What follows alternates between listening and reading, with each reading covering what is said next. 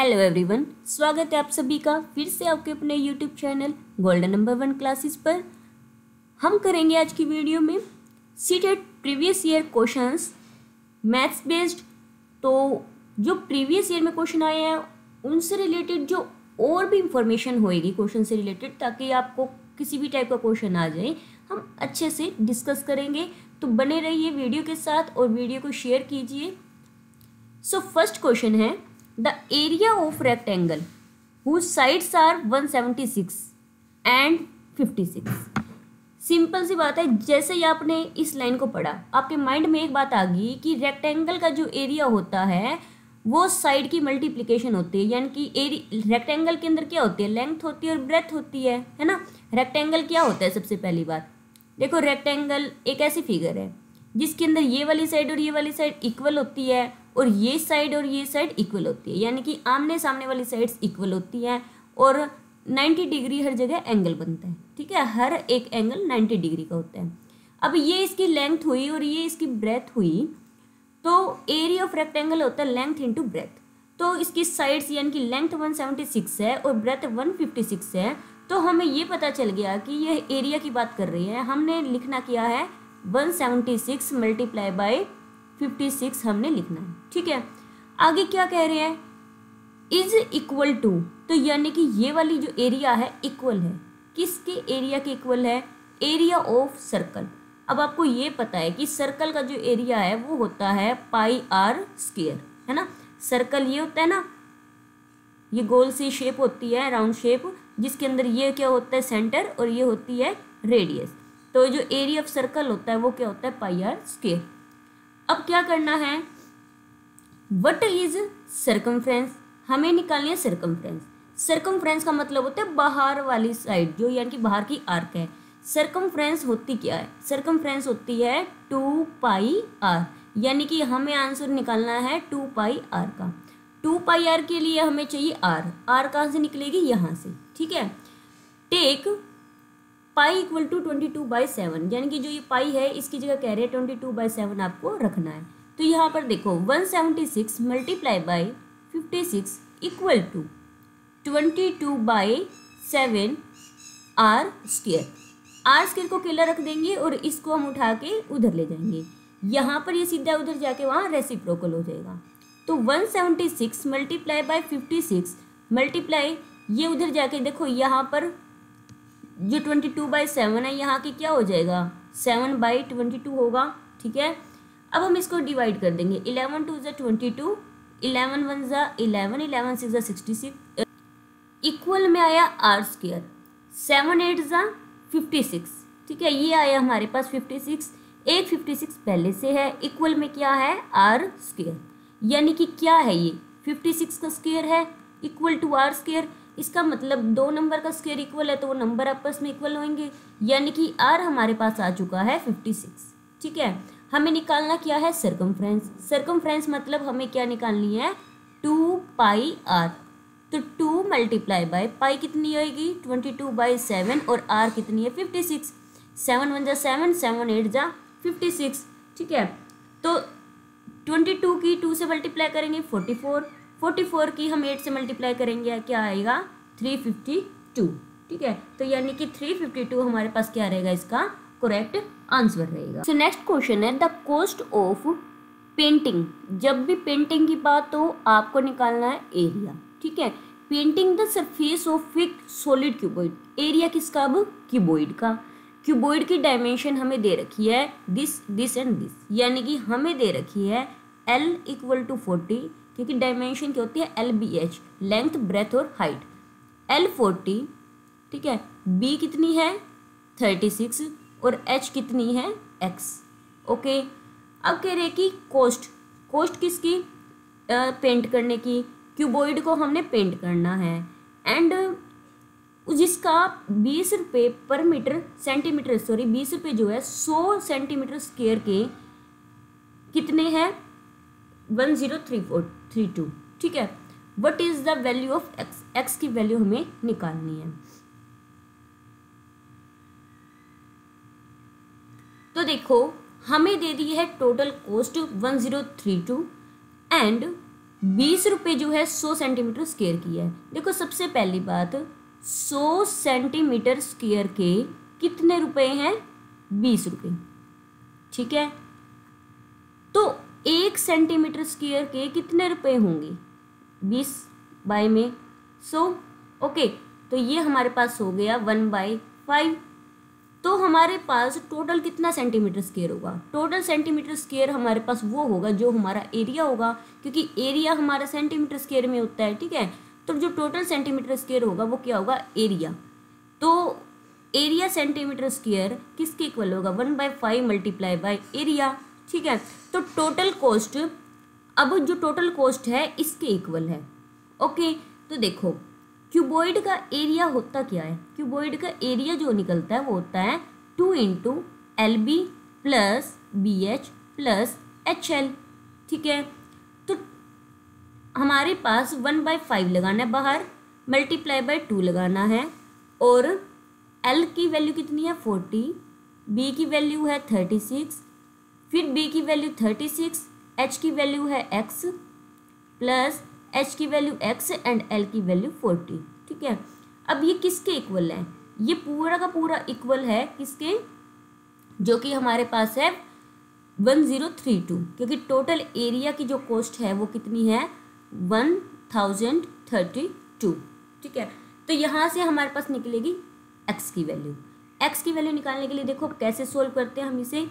ये हो गया हमारे पास 2/5, जो 2/5 ये लिख दिया मैंने 2/5।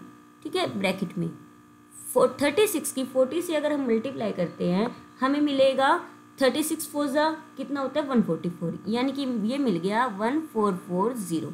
ठीक है, अब ये 36x है और ये 40x है। 36x और 40x हमारे पास कितने होंगे? ये टोटल बनते हैं 36 एंड 40, 76। ठीक है, प्लस में हमने लिख दिया ये 76। ओके, इक्वल में कितना है? 1032। अब क्या करेंगे? ये 2/5 है ना, इसको उठा के यहाँ ले जाएंगे, यानी कि यहाँ के ये रेसिप्रोकल हो जाएगा।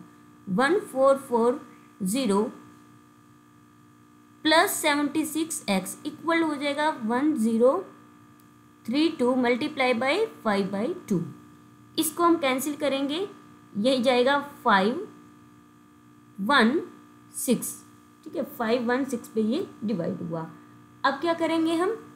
जो ये 140 है ये यहाँ आके पहले इन दोनों की प्रोडक्ट करनी है हमें, है ना। इनकी प्रोडक्ट करेंगे तो कितना निकलेगा? 516 की 5 से प्रोडक्ट, ये आएगा 2580। ठीक है, और ये वाला एज इट इज। ओके, अब क्या करना है?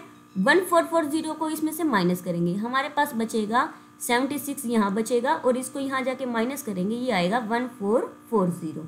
ठीक है, क्योंकि प्लस का इधर जाके माइनस हो जाएगा। 2580 में से 1440 गए, हमारे पास बचता है 1440।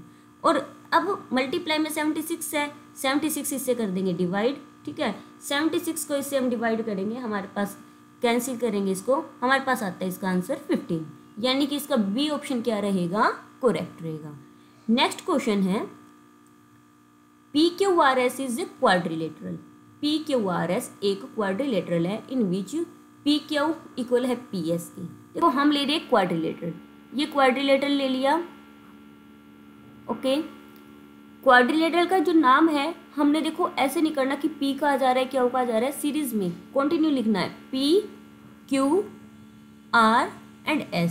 ठीक है, PQRS इज क्वाड्रिलेटरल, यानी कि क्वाड्रिलेटरल जिसके अंदर 4 साइड्स होती हैं, इन विच PQ PS के इक्वल है, यानी कि ये वाली साइड इस साइड के इक्वल है, RQ RS के इक्वल है, तो यानी कि RQ ये वाली साइड, RS ये दोनों इक्वल है। ठीक है, अब हमको शेप देख के पता चल रहा है कि ये काइट बनती है। काइट के अंदर ही ऐसा होता है कि 2 साथ वाली साइड और अगली 2 साथ वाली साइड जो होती है आपस में इक्वल होती हैं। अब काइट की प्रॉपर्टी क्या है? अब कह रहे हैं विच of the following statement is true about the quadrilateral. अब इसके ट्रू बताने के लिए हमें पहले काइट की प्रॉपर्टीज पता होनी चाहिए, तो देखते हैं काइट की क्या प्रॉपर्टीज होती है। ठीक है, तो देखो ये हमारे पास काइट है, काइट के अंदर क्या है कि ये साइड और ये साइड इक्वल है और ये नीचे वाली 2 इक्वल है, हमारे पास फिगर में यही बन रहा था। इसके अंदर क्या होता है कि 2 pair of adjacent sides are equal, मिल गए हमें 2 पेयर एडजेसेंट साइड्स के इक्वल है, यानी कि जो एडजेसेंट होती है जो सेम पॉइंट से दो साइड जा रही है और इक्वल हो। यहाँ से भी सेम साइड से दो साइड जा रही है, वो इक्वल है। One pair of opposite angle is equal, यानी कि एक पेयर, ये वाला देखो एक पेयर मिल गया और ये दोनों क्या होंगे, इक्वल होंगे। ठीक है। Diagonals are perpendicular to each other, ये होते हैं डायगनल, जो अपोजिट पॉइंट को मिलाते हैं, ये हमारे पास क्या होते हैं, डायगनल। ये देखो ये वाला एक डायगनल है और एक ये डायगनल है, ये क्या है, इक्वल। और डायगनल एक दूसरे को 90 डिग्री पर इंटरसेक्ट करते हैं। ठीक है। लेकिन इसके ऊपर काइट में एक कंडीशन और रहती है कि जो लॉन्गर डायगनल है, जो लंबे वाला डायगनल है AC, ये डायगनल BD को मिड पॉइंट पे कट करेगा। ठीक है। यानी कि सिर्फ BD ही मिड पॉइंट पे कट होएगी, AC नहीं होगा। ठीक है। तो अब हमारे पास ऑप्शन में क्या है वो हम देखते हैं। ऑप्शन में हमारे पास है कि इट्स डायगनल आर इक्वल, ये रॉन्ग है क्योंकि इसके अंदर एक डायगनल क्या है, लॉन्ग होएगा और एक शॉर्ट होएगा। ठीक है। तो हमारे पास फर्स्ट स्टेटमेंट रॉन्ग हुई। Its diagonal are perpendicular to each other, ये तो है ही, ऑब्वियस है, परपेंडिकुलर होएगा, 90 डिग्री पे जाएगा, ये ऑप्शन करेक्ट है। Each diagonal bisect the angle at each vertex, her diagonal कह रहे हैं कि इस एंगल को बाइसेक्ट कर रहे हैं, नहीं है ये।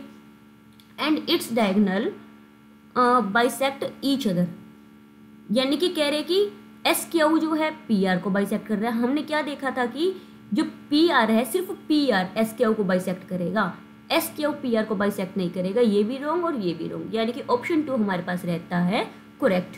ठीक है। एक चीज और है, देखो जो हमारे पास रोम्बस होता है, रोम्बस को भी हम काइट बोलते हैं। ठीक है। क्योंकि रोम्बस के अंदर सारी, देखो ये वाली साइड्स आपस में इक्वल रहेंगी, ये इक्वल रहेंगी। वैसे क्या होता है कि रोम्बस में सारी साइड्स इक्वल होती हैं। अगर हम काइट के रूप में देखें तो ये आपस में इक्वल और ये आपस में इक्वल। ठीक है। तो ये एक रोम्बस एक काइट की तरह होता है और रोम्बस के अंदर भी डायगोनल एक दूसरे को 90 डिग्री पे इंटरसेक्ट करते हैं। ठीक है। और ये इसके अंदर डायगोनल एक दूसरे को बाइसेक्ट भी करते हैं। तो यानी कि हम कह सकते हैं कि every rhombus is a kite.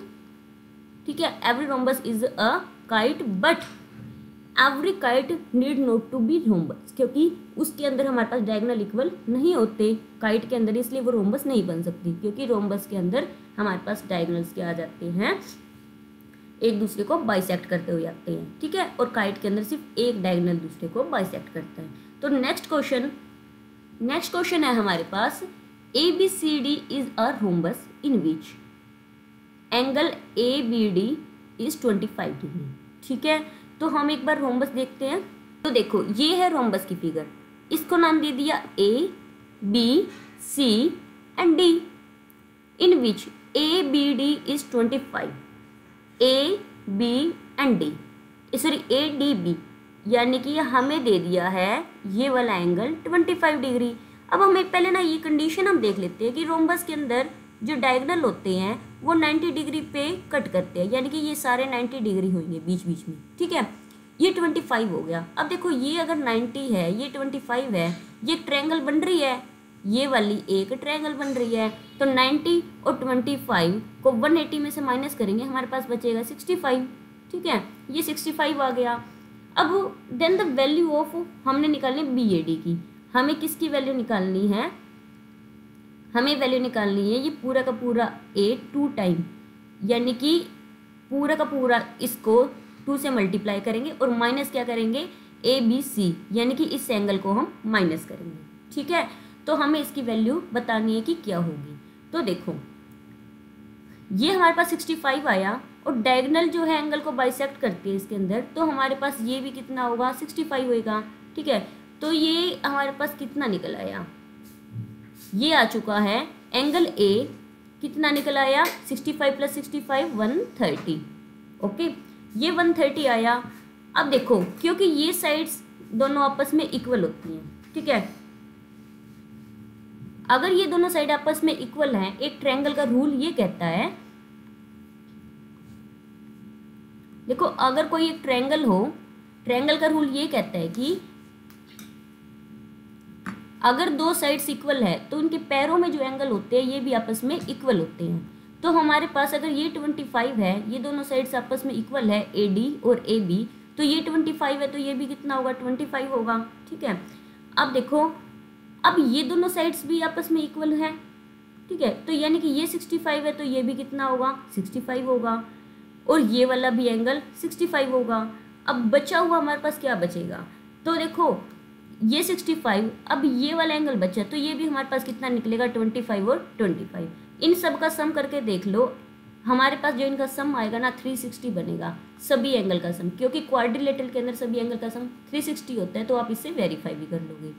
अब हमने क्या निकालना है, जो एंगल ए है उसको करना है 2 टाइम, यानी कि एंगल ए है हमारे पास 130 आया, तो क्या करेंगे 2 इंटू में 130, उसमें से माइनस करना एंगल बी को, क्योंकि इसमें यही लिखा है 2 टाइम BAD माइनस में एंगल ABC, तो हम किसको माइनस करेंगे, बी पूरा कितना है 25 + 25 यानी कि 50, इसको कर दिया माइनस, तो ये आ गया 360 से 260 माइनस में 50 विच इज इक्वल टू 110, तो सॉरी 210 हमारे पास ऑप्शन थर्ड क्या रहेगा, करेक्ट रहेगा।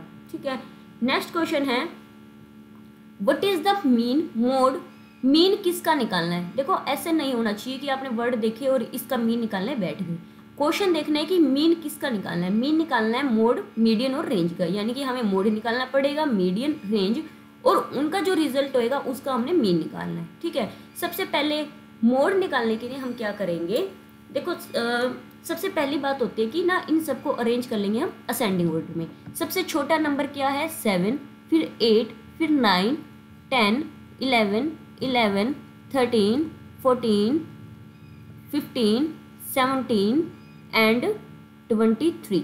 ठीक है, ये हमारे पास टोटल है 12 नंबर्स। ठीक है, 12 नंबर्स हमारे पास ये टोटल गिवन है। अब हमें निकालना मोड। मोड का मतलब क्या होता है, मोड का मतलब होता है कि जो सबसे ज़्यादा बार रिपीट होते हैं, ज़्यादा बार सिर्फ और सिर्फ रिपीट होया है 11, तो यानी कि जो मोड वैल्यू आई है हमारे पास वो आई है 11। ठीक है, फिर निकालना है हमको मीडियन। मीडियन से पहले मैं निकाल देती हूँ रेंज। रेंज का मतलब क्या होता है कि जो सबसे बड़ी वैल्यू होती है और जो सबसे छोटी वैल्यू होती है इनको करना होता है माइनस, तो जो रेंज होएगी वो क्या होएगी 23 माइनस में 7, 23 में से 7 गए, आ गया हमारे पास 16। ठीक है, ये आ गया हमारे पास रेंज। फिर उसके बाद निकालते हैं मीडियन।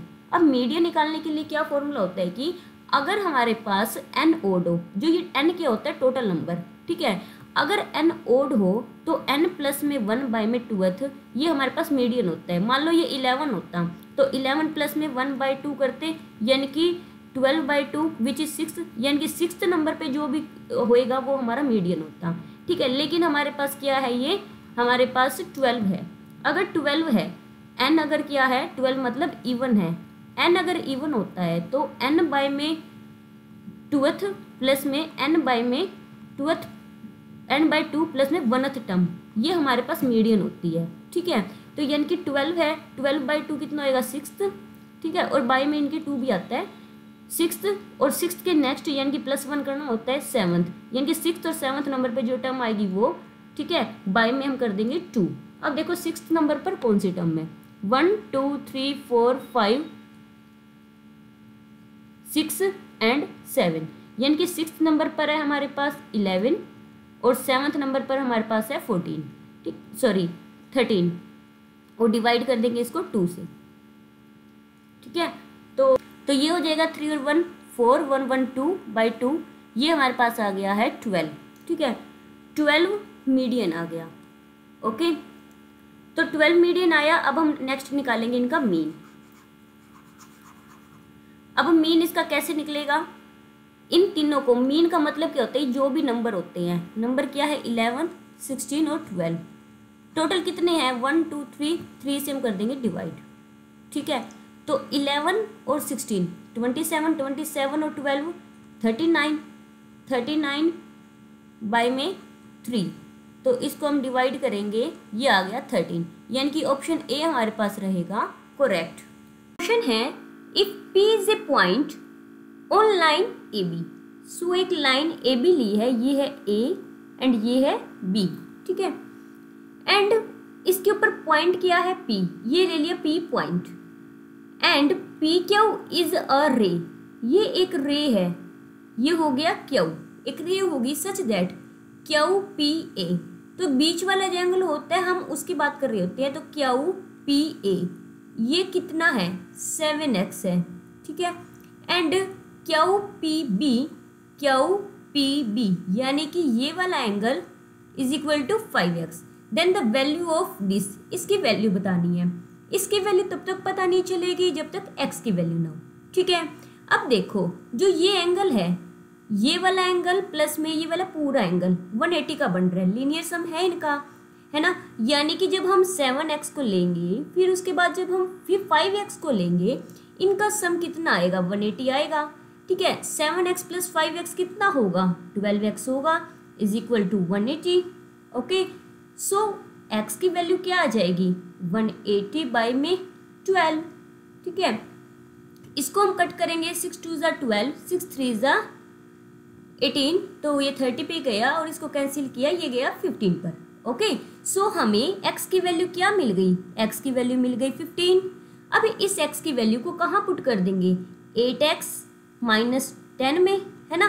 तो 8x की वैल्यू कितनी है 15 माइनस 10, तो 15 8 से कितना होता है 120, 120 माइनस 10 कितना हुआ 110। सो हमारे पास सेकंड क्या रहेगा, करेक्ट ऑप्शन रहेगा। ओके, सो नेक्स्ट है S is a point on side P Q of triangle P Q are. देखो ये हमने ले ली है एक ट्रायंगल, ये ट्रायंगल है पी क्यू एंड आर। अब वो S पॉइंट किसके ऊपर है पी क्यू पे, यहां ले लिया S एक पॉइंट, ठीक है। Such that R S P S Q S के इक्वल है। देखो ये है हमारे पास आर एस, ये वाली साइड, ये साइड और ये साइड इक्वल है। देखो ये वाली जो अगर ऐसी कंडीशन होती है ना कि हमारे पास एक ही लाइन के ऊपर दो साइड्स, एक ही लाइन के ऊपर यानी कि आधा आधा पार्ट इक्वल हो और बीच में से जिस पॉइंट इसको मिड पॉइंट बन रहा है वो सामने वाले वर्टेक्स से होके जा रही हो, तो इस पॉइंट को हम कहते होते हैं ऑर्थो सेंटर, ठीक है। ऑर्थो सेंटर हम इस पॉइंट को कहते हैं। और जिस लाइन को ये दो इक्वल पार्ट में काटता है ये लाइन होती है हाइपोटेन्यूस, ठीक है, हाइपोटेन्यूस होती है। हाइपोटेन्यूस किसके अंदर होती है राइट एंगल ट्रायंगल में, यानी कि राइट एंगल ट्रायंगल हमारे पास होती है, यहाँ पर 90 डिग्री का एंगल होता है, जहाँ 90 डिग्री का एंगल होता है उसके वर्टेक्स से एक लाइन जाती है और वो लाइन जहाँ पर कट करती है वो वाला पॉइंट जो ऐसे है वो ऑर्थो सेंटर तब होएगा जब ये वाली लाइन और ये लाइन तीनों इक्वल हो। तो इसका मतलब जहाँ ये आर से लाइन जा रही है यानी कि आर जो है वो कितने डिग्री का है 90 डिग्री का है, ठीक है। एंगल आर हमारे पास 90 डिग्री आ गया। आगे क्या दिया हुआ है क्यू पी आर यानी कि जो पी एंगल है बीच में आ रहा है ये पूरा एंगल कितने का है 15 डिग्री का है। Then the value of P Q R यानी कि हमें इसकी वैल्यू, कलर चेंज कर लेते हैं। तो देखो हमें किसकी वैल्यू निकालनी है, ये वाला, ये क्यू को 2 से मल्टीप्लाई करना है, ठीक है। एंड माइनस क्या करना है पी आर क्यू यानी कि इस आर को माइनस करना है, 2 टाइम क्यू के अंदर से इस आर को माइनस करना है। अब देखो क्यू की वैल्यू क्या आएगी, अब पी एंगल पी जो है, ठीक है, देखो जो एंगल पी है प्लस में एंगल आर और एंगल क्यू, इनका सम कितना होगा 180 होगा। क्यों, क्योंकि ये ट्रायंगल के एंगल हैं, ट्रायंगल के तीनों एंगल का सम 180 होता है। तो हमारे पास P कितना है 15 है, R कितना है 90 है, Q कितना है नहीं पता, इक्वल टू 180, ठीक है। एंगल Q किसके इक्वल हो जाएगा 90 और 15 105 क्या कर देंगे 180 में से माइनस कर देंगे, ये कितना आ गया 75 आ गया, ठीक है। 75 हमारे पास ये आया। अब हमने क्या करना है 2 टाइम एंगल Q, ये एंगल Q ही बना था ना पी क्यू आर, माइनस क्या करना है एंगल पी आर क्यू यानी कि जो ये एंगल आर है, तो 2 इंटू एंगल Q कितना है 75 माइनस में एंगल आर कितना है 90, 75 को 2 से मल्टीप्लाई करेंगे आएगा 150, 150 में से 90 माइनस करेंगे आएगा 60, यानी कि ऑप्शन 2 क्या रहेगा करेक्ट रहेगा, ठीक है। इस क्वेश्चन के अंदर समझना ये था कि हमारे पास ट्रायंगल के अंदर क्या कंडीशंस पता चल रही है, यानी कि इन कंडीशन से कौन सी ट्रायंगल बन रही है, क्योंकि हमें ट्रायंगल का पता चल जाएगा तो ही हम क्वेश्चन को आगे प्रोसीड कर सकते हैं, ठीक है। सो नेक्स्ट क्वेश्चन है when a shopkeeper sells item A, sells का मतलब एसपी, हम लिख लेते हैं साथ के साथ कि एसपी ऑफ ए कितना है 384 है। Then there is a loss, जब एसपी 384 है तो इन्हें लगा है लॉस, यानी कि जब 384 रुपये में किसी चीज को बेचा तो लॉस हुआ 20%। ठीक है, लिख लिया। फिर उसके बाद कह रहे व्हेन ही सेल्स 55, सॉरी ये 55 जो है कुछ रॉन्ग लिखा हुआ है, when he sells item B, जब एसपी ऑफ आइटम बी यानी कि आइटम बी को जब बेचा कितने रुपए में 400 रुपये में, तो क्या हुआ उन्हें प्रॉफिट हुआ कितना 25%। एक चीज है उसको बेचा तो 20% का लॉस हुआ 384 पे बेचने पे, दूसरी जो चीज थी उसको 400 में बेचा तो 25% का क्या हुआ प्रॉफिट हुआ। ठीक है, वट इज द लॉस या profit percent if he sell both item for total 852, यानी कि कह रहे हैं अगर SP of A plus B कितना हो 852 हो तो उसको प्रॉफिट होगा या लॉस होगा और कितने परसेंट होगा वो हमें बताना है। इसके लिए हमें सीपी का पता होना जरूरी है, यानी कि अगर हमें सीपी ऑफ ए और बी की सीपी पता चल जाए तो हमें पता चल जाएगा कि प्रॉफिट हो रहा है या लॉस हो रहा है। ठीक है, तो सबसे पहली बात यहाँ पर एसपी ऑफ आइटम ए है तो सीपी ऑफ ए निकालना हो तो सीपी ऑफ ए निकालने के लिए क्या करेंगे, हमारे पास फॉर्मूला क्या होता है एसपी मल्टीप्लाई बाय 100 बाय में 100 माइनस में लॉस। ठीक है, प्रॉफिट हो तो प्लस, लॉस हो तो माइनस, यानी कि एसपी कितना है 384 multiply by 100 divide by 100 minus loss, loss कितना है 20, यानी कि 100 माइनस 20 इक्वल टू 80। ये हो गया कैंसिल। ठीक है, हम इसको आगे कर देंगे कैंसिल, 2 5 10, 2 4 8, 4 9 36, यहाँ पर 4 6 24 एंड 96 को हम 5 से मल्टीप्लाई कर देंगे, हमें मिलता है इसका प्रोडक्ट 6 5 30, ये हो गया 45 और 3 48, यानी कि 480 हमें मिल गया है इसका सीपी। ठीक है, सीपी किसका 40 मिला आइटम ए के लिए। ठीक है, एक सीपी मिल गया, यानी कि हमें करना पड़ेगा एक का तो मिल गया सीपी, अब दूसरे का सीपी निकालेंगे। सीपी ऑफ 4 ये ए के लिए था, अब बी के लिए, बी का सीपी क्या होगा सीपी ऑफ बी क्या होगा एसपी, एसपी कितना है बी का 400, तो 400 मल्टीप्लाई बाय 100, अब देखो लॉस था तो माइनस हुआ 100 में, प्रॉफिट होगा तो क्या होगा प्लस होगा, तो यानी कि प्रॉफिट कितना था 25, तो 100 प्लस 25 यानी कि 125।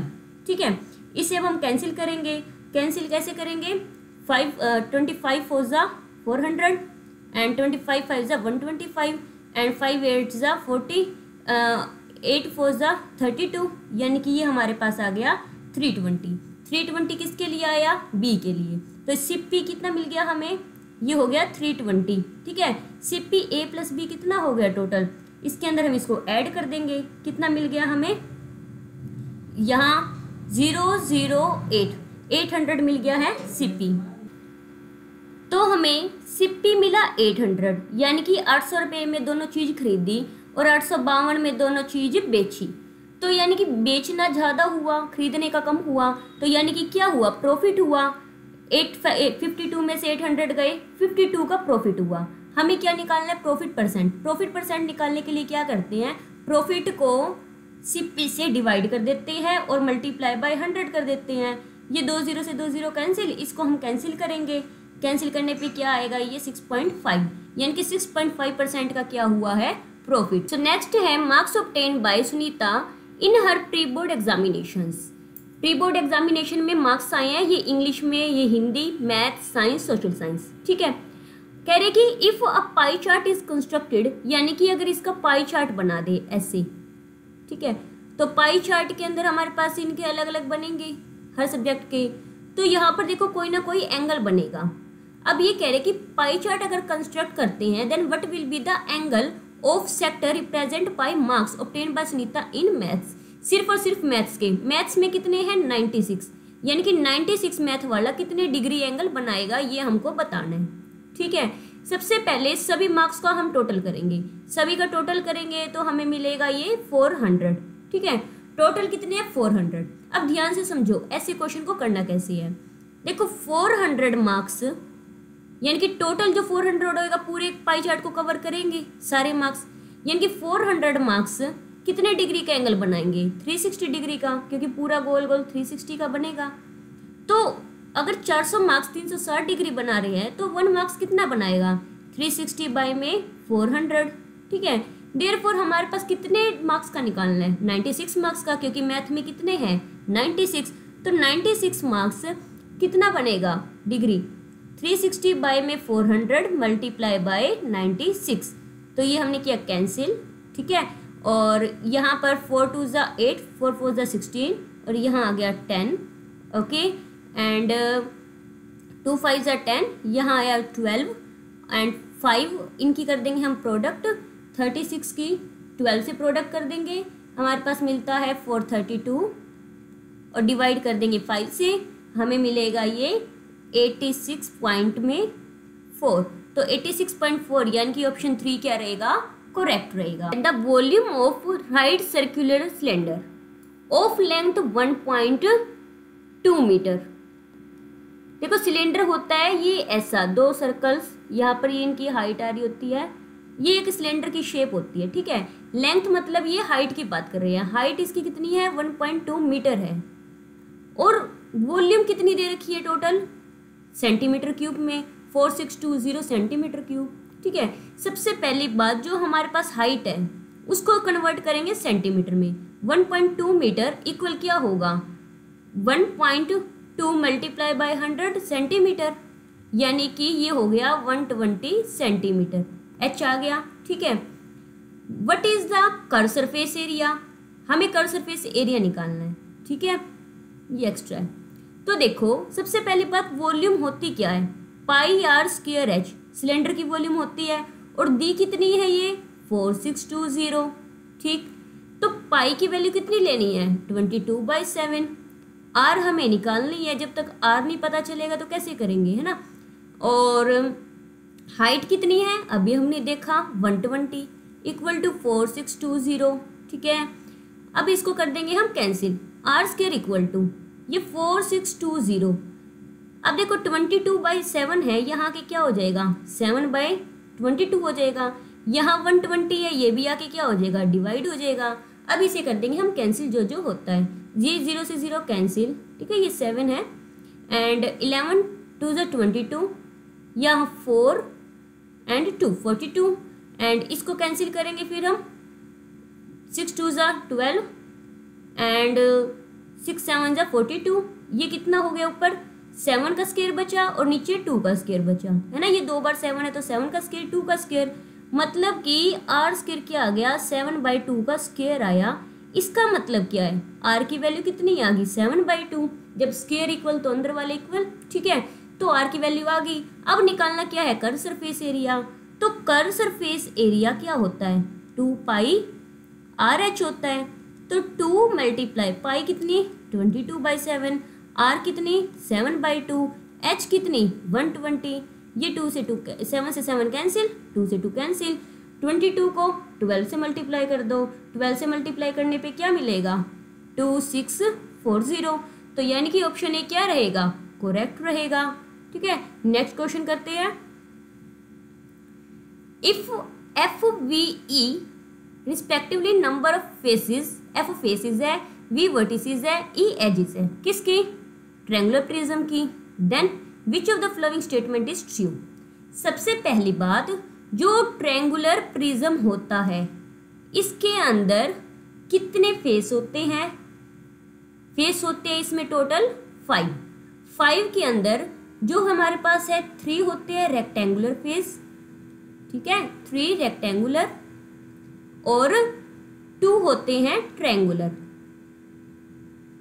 ठीक है, तो हमारे पास टोटल होते हैं 5 फेस। और उसके बाद बात कर रहे हैं हम वर्टिसेस की, वी वर्टिसेस होती है टोटल 6 एंड एजेस की अगर बात करें वो होती है टोटल 9।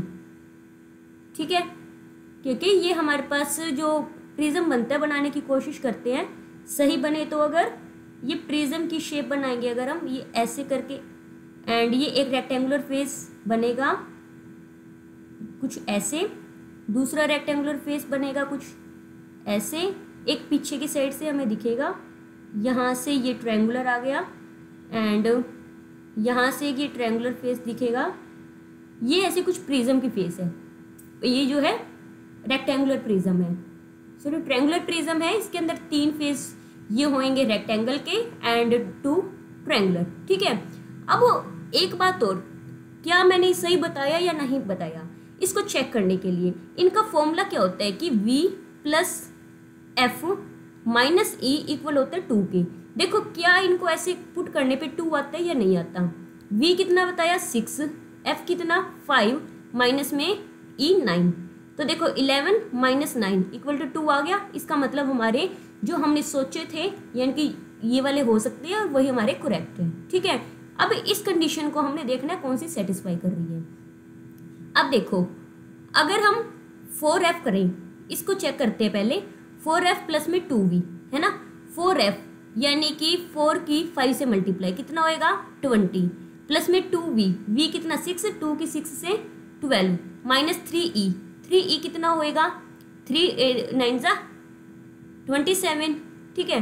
क्या ये 6 बनता है, ये कितना हो गया 32, 32 में से 27 गए, हमारे पास कितने बचते हैं 5, तो 6 के इक्वल नहीं है, 6 आना चाहिए, ये 5 आ गया, तो फर्स्ट ऑप्शन नहीं हो सकता। सेकंड पे ट्राई करें 2f, 2f कितना है 5, तो 2 5 जा 10, 3v, 3 6 जा 18 और माइनस 2e, e कितना 9, ये कितना हो जाएगा 18, तो ये आ गया 10 है ना, 18 से 18 कैंसिल 10 और 10 ही आना चाहिए, यानी कि ऑप्शन 2 हमारे पास क्या रहेगा करेक्ट रहेगा।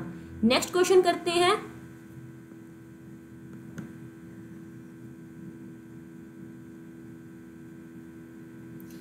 x इक्वल है 198, 550 एंड y है दिस।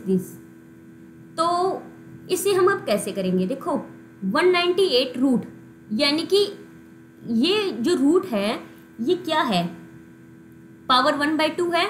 रूट का मतलब क्या होता है पावर 1/2 होना किसी की। तो सबसे पहले हम एलसीएम निकाल देंगे और 2 2 का पेयर कर देंगे। 198, 2 9 जा 18, 2 9 जा 18, यहाँ तो हमारे पास 99 कुछ ऐसा कॉम्बिनेशन बन रहा है, ठीक है, देखेंगे आगे।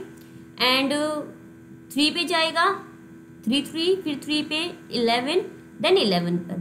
तो अगर हम इसे सॉल्व करते हैं 198 का रूट, वो किसके इक्वल आ रहा है 3√22, ठीक है, क्योंकि जिनका पेयर नहीं होता उनकी रूट के अंदर मल्टीप्लाई होती है, जिनका पेयर होता है उसमें से वो एक बाहर आ जाती है, ठीक है। तो ये हमारे पास ये बना। अब अगर हम ट्राई करते हैं 550 की, तो 550 का क्या बनता है वो देखते हैं। एलसीएम ऑफ 550, ठीक है, पहले मैं 5 पे कर दूं ताकि ये थोड़ा सा छोटा लगे, फिर 11 पे कर देते हैं, ये 10 पे गया, देन 2 एंड देन 5, ठीक है, 2 5 जा 10, ये 5। तो यहाँ पर अगर हम इसे सॉल्व कर रहे हैं हमारे पास क्या बच रहा है 5√22 है ना, ये किसका बन रहा है √550 का। ओके, सो हमारे पास ये क्या है, हमारे पास है √198 की प्रोडक्ट √550 से। √198 कितना आ रहा है 3√22 और 550 कितना आ रहा है 5√22। तो ये तो हो गया सोल्व। देखो 3 की 5 से करेंगे 59, √22 की √22 से प्रोडक्ट करेंगे 22 ही आएगी, ठीक है। तो हम क्या करेंगे इनकी आपस में प्रोडक्ट कर देंगे, तो इसकी प्रोडक्ट करेंगे कितना आएगा 330, ठीक है, यानी कि ये x के इक्वल था, हमारे पास x कितना आ गया 330 आ गया। ओके, तो अब y की बारी आती है। y क्या है क्यूब रूट ऑफ 99 है, 99 का क्यूब रूट, ये हम सोल्व करते हैं। 99 3 पे जाएगा, फिर 3 पे जाएगा, फिर 11 पे जाएगा, ये तो पॉसिबल ही नहीं है निकलना। ओके, सो इसका तो क्यूब रूट पॉसिबल नहीं है। सो नेक्स्ट 363 का अगर हम ट्राई करें, ये हुआ 363, तो 3 1 2 1, फिर 11, फिर 11, ये भी नहीं हो रहा, इसका भी पॉसिबल नहीं है। ओके, सो हम क्या करेंगे, देखो जो हमारे पास क्यूब रूट है, अब देखो ये पॉसिबल कैसे बनाएंगे, इम्पॉसिबल ही पॉसिबल है ना, इम्पॉसिबल कुछ नहीं है। तो हम इसे देखो पॉसिबल कैसे बनाते हैं। अभी हमने देखा जो एलसीएम निकाला, हमें क्या पता चला, जो 99 है उसके फैक्टर क्या बनते हैं, 99 के फैक्टर, यहाँ पर 3 हुआ, देखो दोनों के ऊपर 3 है, मैं इनका बाहर एक बार में ले लेती हूँ क्योंकि अंदर प्रोडक्ट हो जाती है। 99 के फैक्टर बन रहे हैं 3 मल्टीप्लाई बाय 11। देन 363 के क्या फैक्टर बन रहे हैं, इसके फैक्टर बन रहे हैं 3 मल्टीप्लाई 11 बाय 11। ठीक है, अब देखो क्या क्यूब रूट पॉसिबल है, यहाँ पर पावर अगर क्यूब रूट 3 हो तो 3 के पेयर बनते हैं, तो 2 ये हो गया 1 ये हो गया, यानी कि हमारे पास प्रोडक्ट में 3 बाहर आ गया। 11 यानी कि 3 बार 11 है, 11 भी बाहर आ गया, इसका मतलब ये हो गया 33। y के इक्वल था, ये आ गया y, तो y हमारे पास आया 33 एंड x आ गया 330। अब क्या सोल्व करना है वो देख लो, 1/x प्लस 1/y। ठीक है, तो 1/330 प्लस 1/33, इनका एलसीएम ले लो 330, एलसीएम आएगा, यहाँ आएगा 1 और यहाँ आएगा 10, यानी कि 11 बाई में 330 एंड कैंसिल करेंगे क्या आएगा 1 बाई में 10, ओके सॉरी 30, 1/30। तो क्योंकि हमारे पास ऊपर कुछ नहीं है तो पॉइंट लगा के 20 ले ली, तो 33 देखो 20 लिया तो 0 के बाद एक पॉइंट आएगा, यानी कि पॉइंट के बाद एक 0 आएगी, तो 33 90, तो यहाँ पर आ गया, फिर उसके बाद 3 पे जाएगा, तो यानी कि हमारे पास 0.03 वाला जो है ऑप्शन करेक्ट रहेगा, ऑप्शन 2 क्या रहेगा करेक्ट। सो क्वेश्चन है if p equal to this then p is expressed in standard form. Standard form में कैसे एक्सप्रेस करेंगे p को, वो कैसे हम देख सकते हैं वो समझिए। स्टैंडर्ड फॉर्म का मतलब क्या है, जैसे कि हमारे पास कोई एक नंबर है, उस नंबर के अंदर जो पहली डिजिट होगी उसके बाद पॉइंट आना चाहिए और बाकी सारे डिजिट्स इकट्ठी हो जाएंगे। ठीक है, मान लो अपने पास है 125 है, ओके, तो 1.1 के बाद पॉइंट होना चाहिए बाकी सारे डिजिट्स। अब इसको हम कैसे सॉल्व करेंगे, देखो p हमारे पास है 12.34 मल्टीप्लाई बाय 10 की पावर 10 है ना, और माइनस क्या हो रहा है इसमें से 5.67 मल्टीप्लाई बाय 10 की पावर 9। ठीक है, अब देखो हम सबसे पहले क्या करेंगे, जो पॉइंट है ना दोनों में से पॉइंट को हटाएंगे। जब भी पॉइंट को हटाते हैं तो साथ में 10 की जितनी पावर होती है, ठीक है, उसमें अंदर माइनस होगी पावर माइनस अब कितनी होगी वो कैसे पता चलेगा। देखो 12.34 को हम क्या लिख देंगे 1234, ठीक है, पॉइंट हट गया, मल्टीप्लाई बाय 10 की पावर 10 है, हमने पॉइंट के बाद कितने अक्षरों को, यानी कि पॉइंट के बाद कितने अक्षर थे 2 थे, तो 10 के अंदर से पावर 2 होएगी माइनस। ठीक है, अब माइनस का साइन, ऐसे 567 मल्टीप्लाई बाय 10 की पावर 9 है, अब पावर में कितना माइनस होएगा, पॉइंट के बाद 2 अक्षर थे तो माइनस हो जाएगा 2, पॉइंट के बाद 3 होते तो -3 होता। ठीक है, अब देखो 1 2 3 4 मल्टीप्लाई बाय 10 की पावर कितनी आ गई 8 आ गई, 10 में से 2 गया 8 माइनस 567 मल्टीप्लाई बाय 10 की पावर कितनी आई 9 में से 2 गया 7। ठीक है, अब देखो 10 की पावर 7 यहाँ 8 यहाँ है और 7 यहाँ है। ठीक है, हम क्या करेंगे, जो छोटी पावर होती है हम उसको कॉमन ले लेंगे, तो 10 की पावर 7 क्या आ जाएगा बाहर आ जाएगा कॉमन। ठीक है, तो 1 2 3 4 मल्टीप्लाई बाय 10 की पावर 8 में से 7 तो कॉमन आ गई, बची कौन 10 की पावर 1 बची, यानी कि 10 ही बचा, माइनस में 567 ये 10 की पावर 7 आ गई कॉमन। ठीक है, तो 10 की पावर 7 अब ये कितना बन गया 1 2 3 4 0, क्योंकि इसकी 10 से प्रोडक्ट की 0 माइनस में 5 6 7। ठीक है, अब हम क्या करेंगे, इसको माइनस कर देंगे, ये 10 की पावर 7 एज इट इज, इसको इसमें से माइनस करेंगे, हमारे पास बचेगा 1 1 7 7 3। ठीक है, अब देखो अब हमने बनानी है स्टैंडर्ड फॉर्म। स्टैंडर्ड फॉर्म में क्या करेंगे, ये 1 1 7 3 7 था ना 773 मल्टीप्लाई बाय 10 की पावर 7 है। यहाँ हमने क्या करना है, इस 1 के बाद पॉइंट लगा देना है, आगे से एक डिजिट छोड़ के पॉइंट लगा देंगे। अब पॉइंट के बाद कितने डिजिट्स हैं, जब हम पॉइंट लगाते हैं तो पावर वो ऐड हो जाती है, ठीक है। कितने डिजिट्स हैं, 1 2 3 4, तो प्लस में या कर देंगे 4। इसका मतलब हमारे पास स्टैंडर्ड फॉर्म क्या बन गई, 1.1773 मल्टीप्लाई बाय 10 की पावर 7 और 4 कितने हो गए 11, 10 की पावर 11। इसका मतलब हमारे पास ऑप्शन कौन सा करेक्ट है इसके अंदर से, ये वाला ऑप्शन करेक्ट है, ठीक है, क्योंकि इसके अंदर क्या है 1 नहीं है यहाँ। ओके, सो नेक्स्ट क्वेश्चन है by which number, by which हमें नहीं पता कौन सा, तो हम जब भी बाय विच कह देंगे तो एक्स मान लेंगे, ठीक है। बाय विच नंबर यानी कि एक्स नंबर, ठीक। Should this number be multiplied यानी कि इस नंबर को मल्टीप्लाई करना चाहिए, तो हमने कर दिया इस नंबर को मल्टीप्लाई, माइनस के 1/4 की मल्टीप्लाई कर दी, ऊपर इनवर्स है, ठीक है। सो दैट द प्रोडक्ट यानी कि ये प्रोडक्ट होएगी इज मतलब equal reciprocal of this number, यानी कि रेसिप्रोकल किसका होना चाहिए, इस नंबर का, माइनस के 7/4 का इनवर्स का रेसिप्रोकल हो, ठीक है।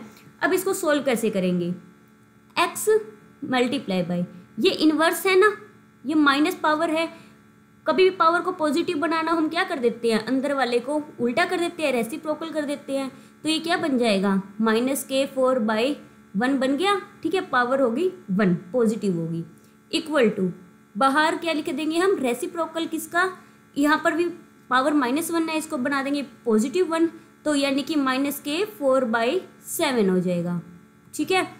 अब क्या करना है, यहाँ पर बाय भी 1 है, ठीक है। अब x मल्टीप्लाई बाय -4/1, तो ये as it is equal to, अब रेसिप्रोकल इसका करना है, इसका रेसिप्रोकल मतलब इसको कर देंगे उल्टा, ये क्या बन जाएगा -7/4, क्योंकि रेसिप्रोकल का मतलब क्या होता है, इसको उल्टा कर देना।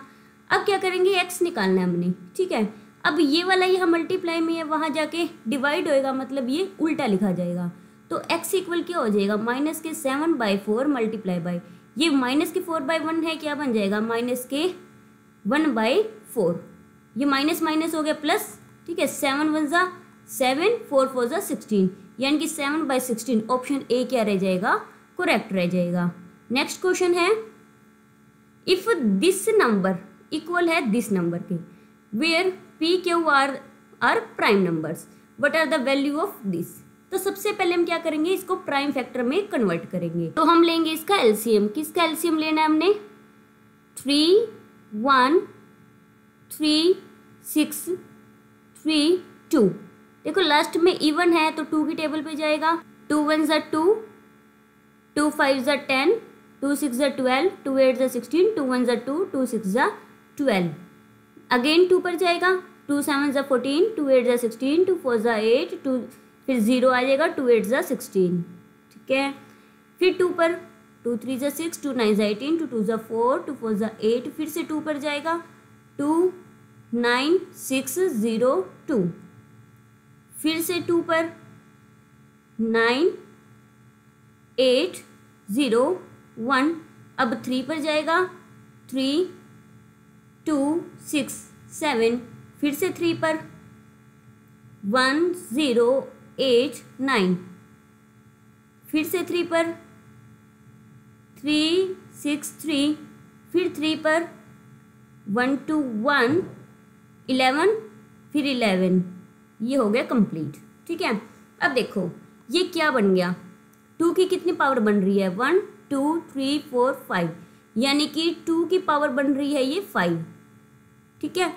फिर 3 की कितनी बन रही है, 1 2 3 4, यानी कि 3 की पावर बन रही है 4, और 11 की कितनी बन रही है 2, तो 11 की पावर हो गई 2, ठीक है।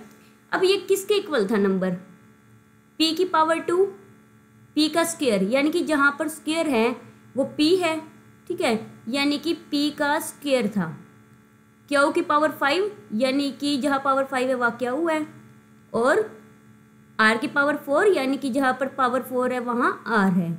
इसका मतलब देखो पावर 5 किसकी है, q की, तो यानी कि q कितना हो गया 2, आर कितना हुआ 3 एंड पी कितना हुआ 11। अब करना क्या है वो देखो, हमें फाउंड आउट करना है ये P plus Q minus 2R। P कितना भाई 11, क्यू कितना है 2 माइनस 2 इंटू आर कितना है 3। 11 और 2 कितना होता है 13, 13 माइनस 2 3 = 6 इक्वल टू कितना हो गया 7, यानी कि ऑप्शन 2 क्या रहेगा करेक्ट। सो नेक्स्ट क्वेश्चन है 5x² minus 8y minus 20x plus 2xy इनके फैक्टर के फॉर्म में लिखा जाएगा। ठीक है, तो then the value of a minus B. अब देखो एक बार ध्यान से, जो फैक्टर है एक बार बनाने में कन्फ्यूज़न होगी, लेकिन ध्यान से देखना फैक्टर में क्या है। एक तो x अकेला निकलेगा, ठीक है, क्योंकि फैक्टर में है x अकेला निकलेगा, और जो y वाली फॉर्म आ रही है उसमें 2y बचेंगे। अब एक बार लास्ट वाला फैक्टर देखो, इसके अंदर x कॉमन आ जाए तो 2y बचेगा, यानी कि इसका अगर मैं इसके साथ निकाल दूँ, एक bx बच रहा है। ठीक है, मैं ले रही हूँ एक बार 5x² प्लस 2xy ऐसे लिख दिया, फिर माइनस में 20x लिखूँ और माइनस 8y। अब कॉमन लेके देखते हैं, यहाँ से दोनों में से x कॉमन लो, ये x आ गया कॉमन, क्या बचेगा 5x प्लस में 2y। यहाँ से कॉमन क्या रहे दोनों में माइनस के 4, तो यह क्या बचेगा 5x, माइनस कॉमन लिया तो प्लस का, और यहाँ 2y। ठीक है, अब दोनों में 5x प्लस 2y कॉमन है, तो 5x प्लस में 2y लिया कॉमन, और क्या बच गया x माइनस 4 बच गया। अब देखो कंपेयर करेंगे, x माइनस 4 के नीचे क्या लिख देंगे x प्लस a वाला, ठीक है, और 5x प्लस 2y के नीचे क्या लिख देंगे bx प्लस में 2y वाला। साफ साफ पता चल रहा है कि जो b है, एक सेकेंड, तो साफ साफ पता चल रहा है जो b है वो कितना है 5 है, और a कितना है माइनस के 4 है। तो b मिल गया हमें 5 और a मिल गया हमें माइनस के 4। अब क्या निकालना है हमें a माइनस b, तो a कितना है -4, b कितना 5, यानी कि माइनस कर दिया, ये कितना हो गया माइनस के 9। ऑप्शन 3 क्या रहेगा करेक्ट रहेगा। नेक्स्ट क्वेश्चन है, सो क्वेश्चन है if a this b this and c this then a plus b minus c equal है this, what is the value of this. हमने करना किया है मेन चीज वो देखो, a plus b minus c करना है, तो a plus b minus c करेंगे। अब a लिखेंगे पहले x² की 1 से प्रोडक्ट x², x² की -3y से प्रोडक्ट माइनस के 3x² y²। अब प्लस में b है, प्लस में b वाला लिखेंगे x की xy² से x² y², और x की -2x से माइनस के 2x²। फिर माइनस c है तो माइनस लगा के ब्रैकेट लगा देंगे, क्योंकि साइन इसके चेंज होंगे ब्रैकेट के अंदर वाले के।